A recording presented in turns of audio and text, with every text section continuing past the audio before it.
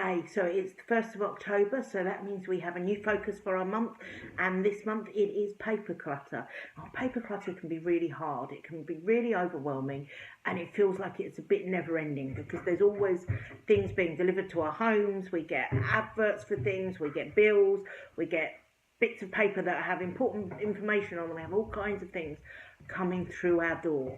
So this is the month that we're going to try and get on top of that and build some habits and some routines that will work for the rest of the year, so that next year when we come to this point we can tweak it and think, is this working, how is this working? Of course, if you've already got to that point, then this is the perfect time to do that and look at how your treatment of paper coming through the door is working for you, and if you can make any improvements.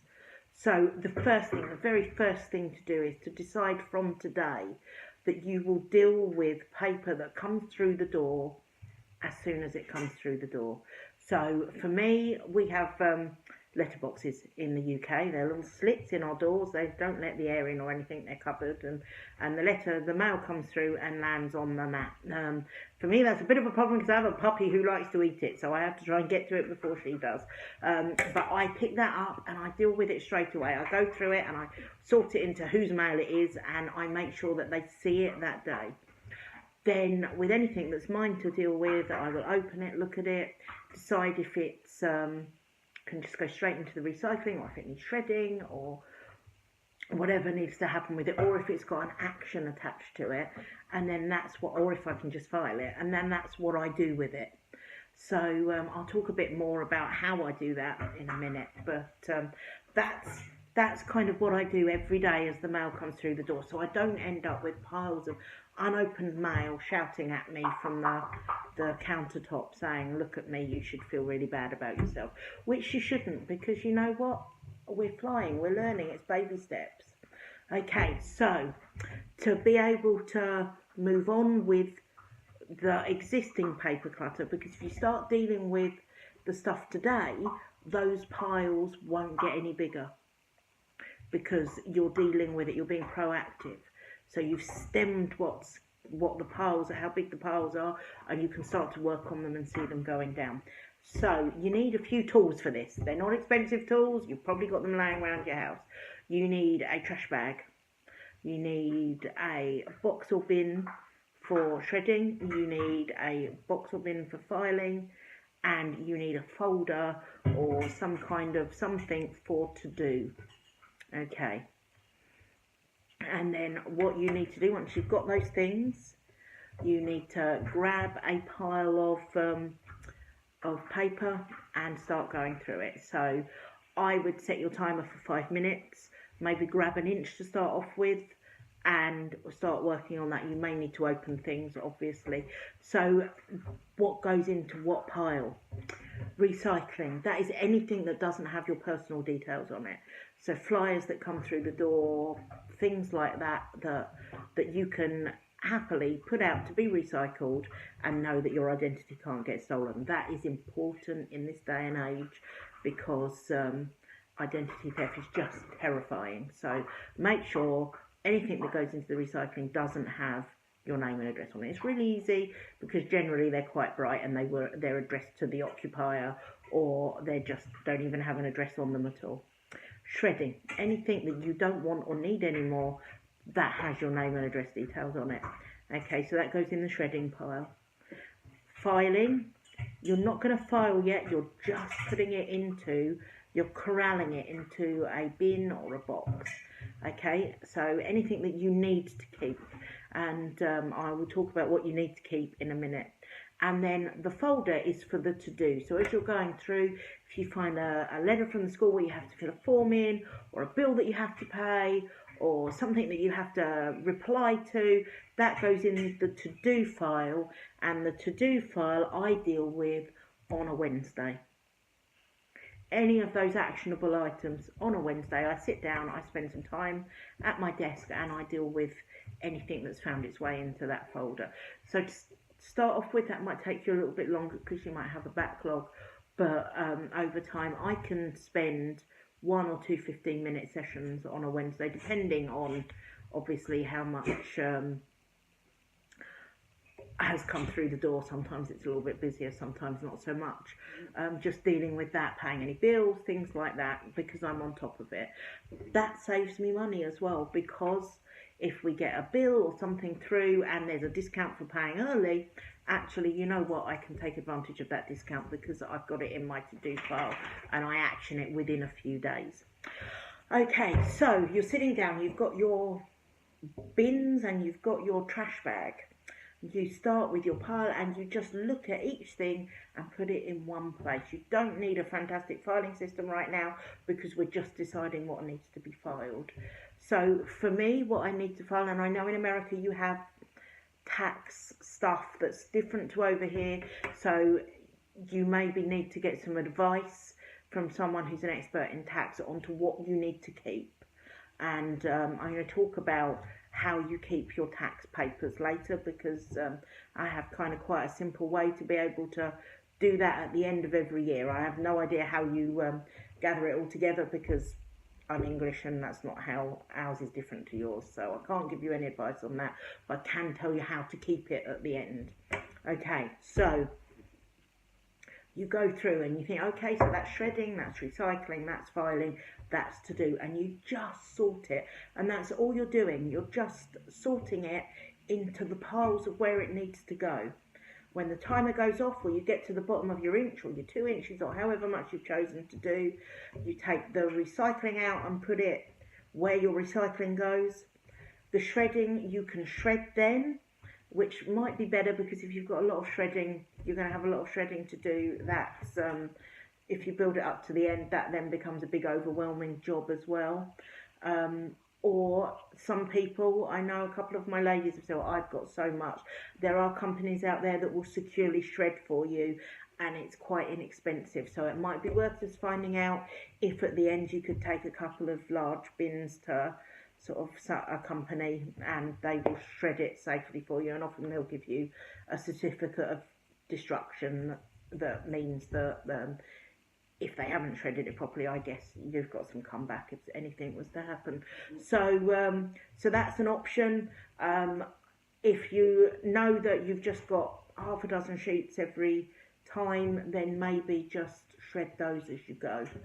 And the filing just stays in filing for now.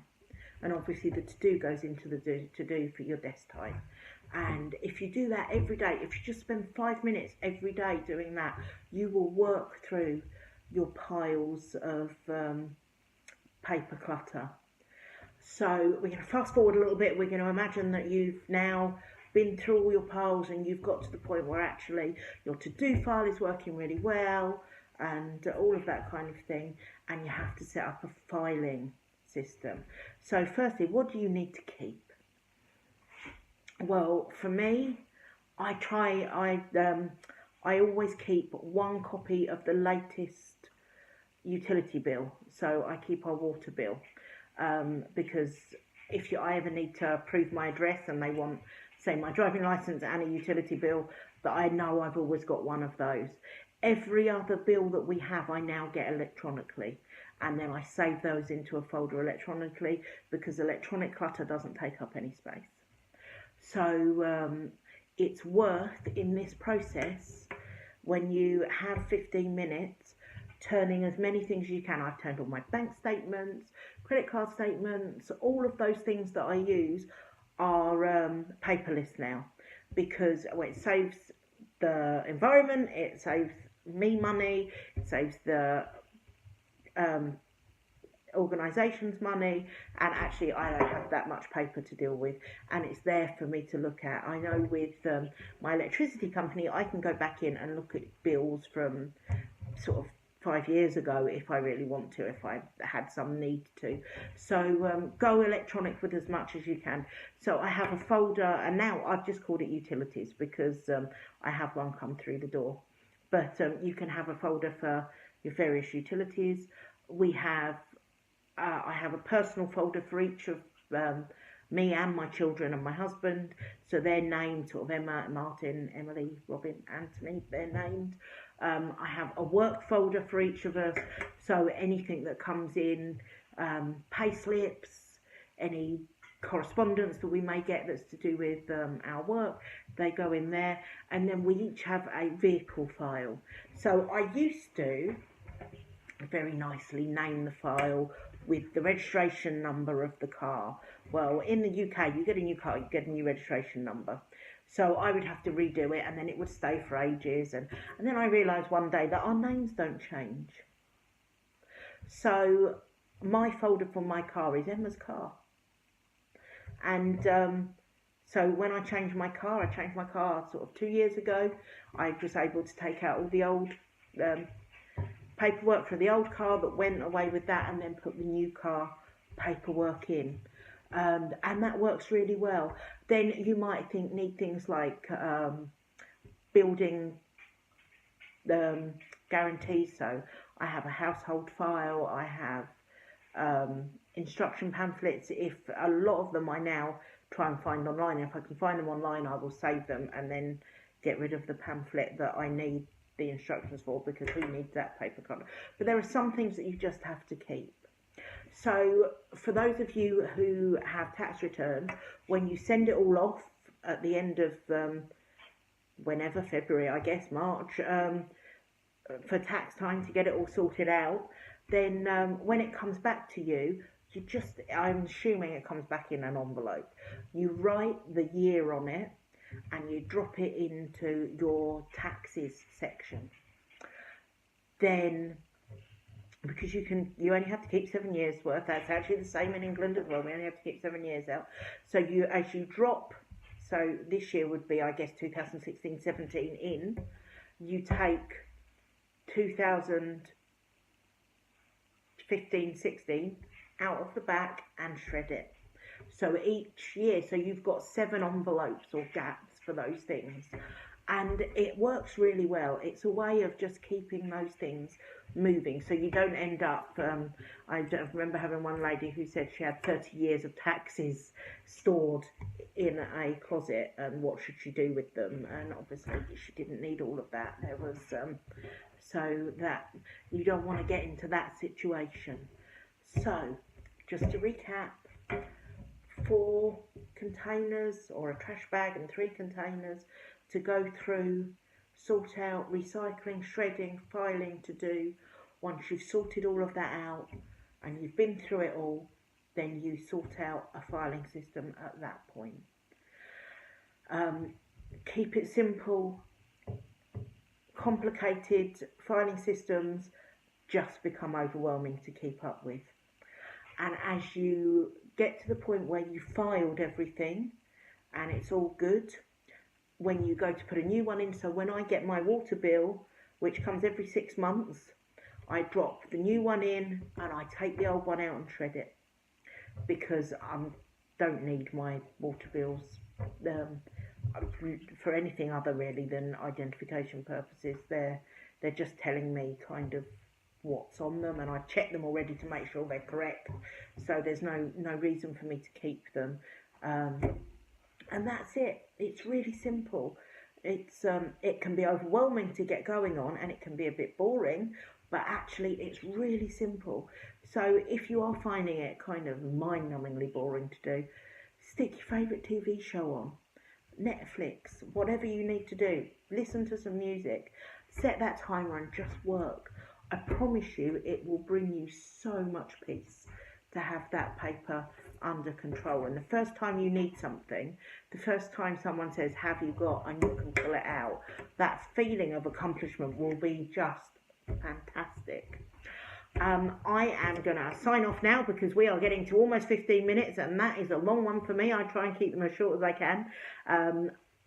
We've got this. You can do this month. I know it's worth it. I promise you it's worth it. So go ahead and get started with that clutter. I'm really proud of you, and I know that it will make a big difference to you.